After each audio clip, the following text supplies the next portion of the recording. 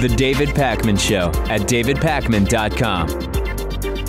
Welcome to the bonus show. We've talked about Pastafarianism a few times. I don't really care about being Pastafarian. I guess the idea is that it's not a satirical religion in the sense that what does it mean to be a satirical versus a quote real religion, but it's something that is often used to point out the seeming absurdity of so-called religious attire in some situations. And there are a number of people who have been photographed for their driver's licenses wearing pasta strainers on their head, which I guess are sort of like for Pastafarians, it's the equivalent of a yarmulke in Judaism or a headscarf in Islam, etc. And yet again, now there's a viral picture of an Arizona Pastafarian named Sean Corbett who drives for Lyft and Uber for a living, and he was photographed with a pasta strainer. And I guess it's particularly interesting to some people because the guy drives for a living and is in this picture with a pasta strainer. He says, yes, it is a satirical religion. Yeah. Some people sort of take issue with that concept. Really? I know that they're not Pastafarians necessarily, but I always get confused between the Church of Satan and the Satanist Temple. But in any case, one of them says, no, we're not satirical any more than any religion is satirical. We're just a religion. That's all it is. There is no legal difference between a satirical religion and one that is a real religion. It's just either something is based on your religious beliefs or it isn't. Okay, so they're trying to say that they're not a satirical religion because that allows them to have the same legal rights as any other religion that's been around for thousands of years? Well, it's not that it matters. They're saying it doesn't matter. The concept satirical doesn't matter because if something is a religion, that's as far as the government is allowed to investigate. They're not allowed to say, well, the true nature is that these beliefs are sincerely held for this religion, but for you, these are satirical beliefs. That there's just no mechanism for the government to do that. Yeah, I mean, I think just the whole point of this Church of Pastafarianism is to point out how some of these things are ridiculous. Yes. Like to wear things on your head or to believe that there was a creator that made the world 5,000 years ago or 6,000 years ago. Right. So I guess what the point would be, it doesn't matter whether you can even attribute so-called satire to the beliefs. The idea is that there can be really no distinction, and where is the gray area, etc. And apparently the Pastafarianism is the Church of the Flying Spaghetti Monster. So we want to make sure that for those for whom this is not satire, we correctly identify them as the Church of the Flying Spaghetti Monster. I mean, I think the real question here is, should he be allowed to wear a pasta strainer on his head for this picture? Because I think you have to be consistent. If you're allowed to wear a yarmulke or a headscarf in your driver's license photo, you should be able to wear a pasta strainer as well. That's the exact argument. That's the exact argument, which is, even though a pasta strainer is also used for straining pasta, and a yarmulke is just a yarmulke, I've never seen other uses for a yarmulke, that you can't say, well, that needs to be taken off, but this doesn't. If it is claimed to be a religious belief, that's the point. And then some people will start saying, well, it has to be a registered religion, like an established religion, so that Judaism with yarmulkes is different than... No, that's the entire point. There are thousands of religions. Just because it is not one of the major religions doesn't mean that it's any less legitimate. And I think that that's what a lot of people miss when they want to say, no, it's different. Pastafarianism is different. It's really not in the eyes of law. I mean, yeah, you shouldn't have to register to make sure that your beliefs are protected. Absolutely. No doubt about it. News from Mars. The Curiosity rover on Mars has found that its crater, where it is, was habitable for the short period of 700 million years, and that groundwater persisted for far longer than those 700 million years. Now, it's really important when we hear a headline like this to understand what it means and what it doesn't mean. The fact that this crater on Mars was habitable for 700 million years does not mean that there was life on Mars for 700 million years or 70 or 7 or 700,000 years or any amount of time.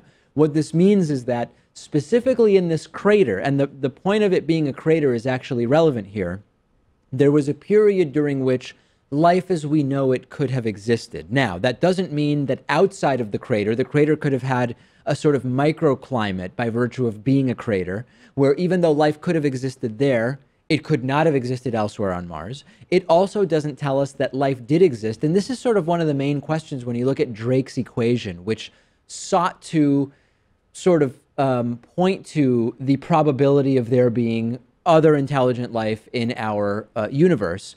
One of the aspects of that is that a habitable world is a precondition. It is a necessary condition for intelligent life, but it is not a sufficient condition. In other words, just habitability alone is by no means a guarantee that there was intelligent life. So I think that anytime you see a headline, people get all worked up, but it's important to understand it in context. Still a big discovery, and the whole purpose as to why we chose to put the Curiosity rover in this Gale crater specifically, because we knew there could be evidence of potentially life or just water there. We actually had Robert Zubrin on last week, who is from the Mars Society. Yep. And he said that doesn't mean he's Martian, just to be super clear. In no, case you missed that, being from the Mars Society doesn't mean he's a Martian guy. He is an Earthling, but the whole point he says about going to Mars is to understand, are we really alone in the universe? Is the thing that we called life just kind of something that happens, 1 in a billion times? Right. Or is it, commonplace and ubiquitous throughout the entire universe? Even if it happens only 1 in a billion times, that would mean that we are not alone in the universe because of the size of the universe. And I think that that's what Drake's equation tried to point out, which is even if you take all of the stars and then you say, well, let's look at only the stars that have planets, and then let's narrow down only to the planets that are at the right distance from their star to be considered habitable. And let's then narrow down only to the ones that could potentially have atmospheres, et cetera, et cetera, et cetera. Even if each one of those is a tiny, tiny, tiny probability, you still end up with a pretty high probability that there is intelligent life elsewhere in the universe. I think the whole point is, too, if we're able to discover life on Mars, then you'd have to imagine that it's not as far-fetched to think that it's all around us. Oh, the probability is much higher. If there was at any point any kind of life on Mars, that would mean that 2 of the 9, well, depends on Pluto's status, but 2 of the 8 or 9 planets in our solar system had life. That drastically changes Drake's equation and the possibility of life elsewhere. Are you pro-Pluto? I'm in favor of Pluto. I don't like how it was demoted like that.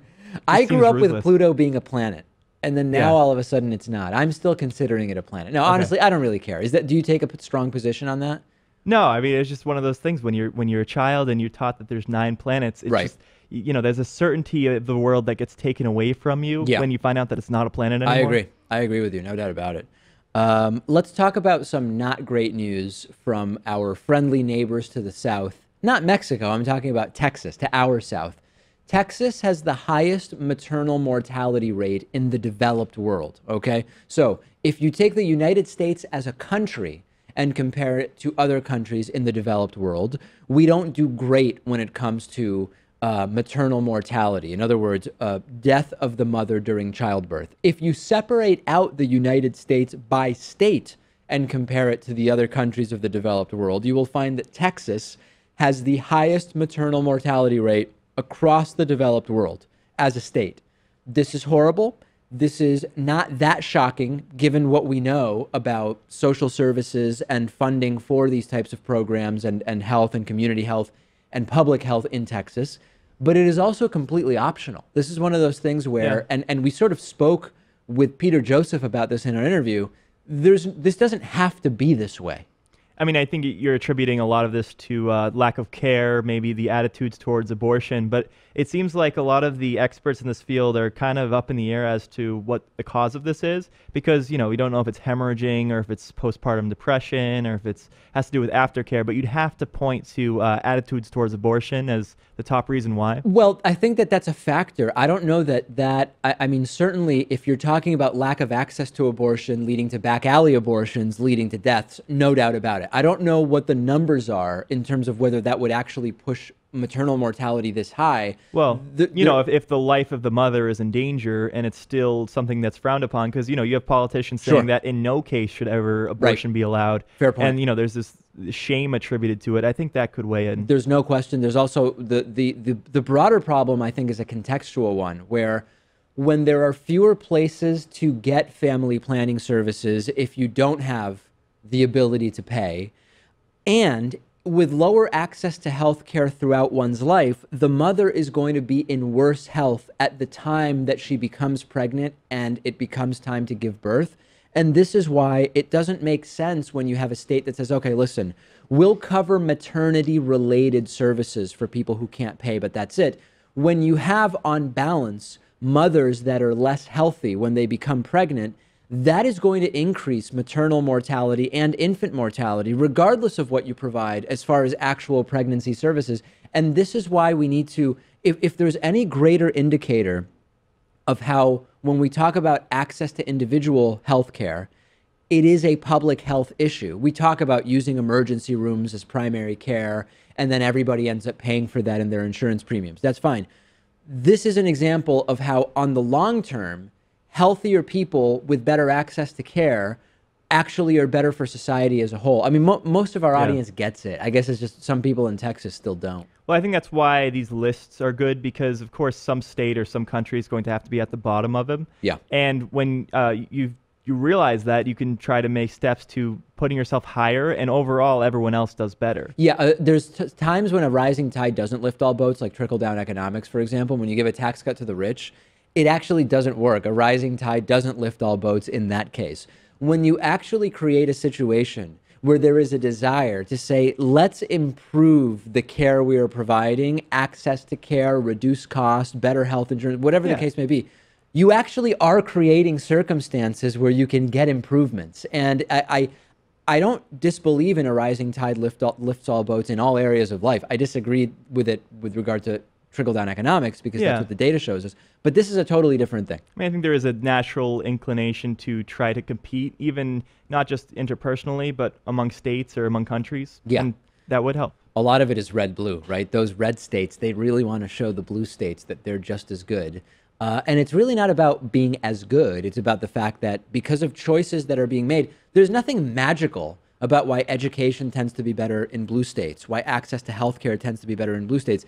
It's not because the people are, quote, better people or inherently smarter or anything like that.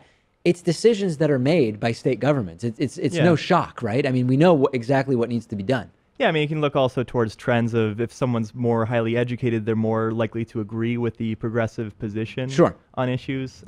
It's a circle. It's really a circle that feeds itself, as we've talked about. There's no one point where we say, here is where the causality begins. Anyway, we've talked about that before. All right, we've got a great week of shows coming up for you this week. Glad you're with us on the bonus show. The David Pakman Show at davidpakman.com.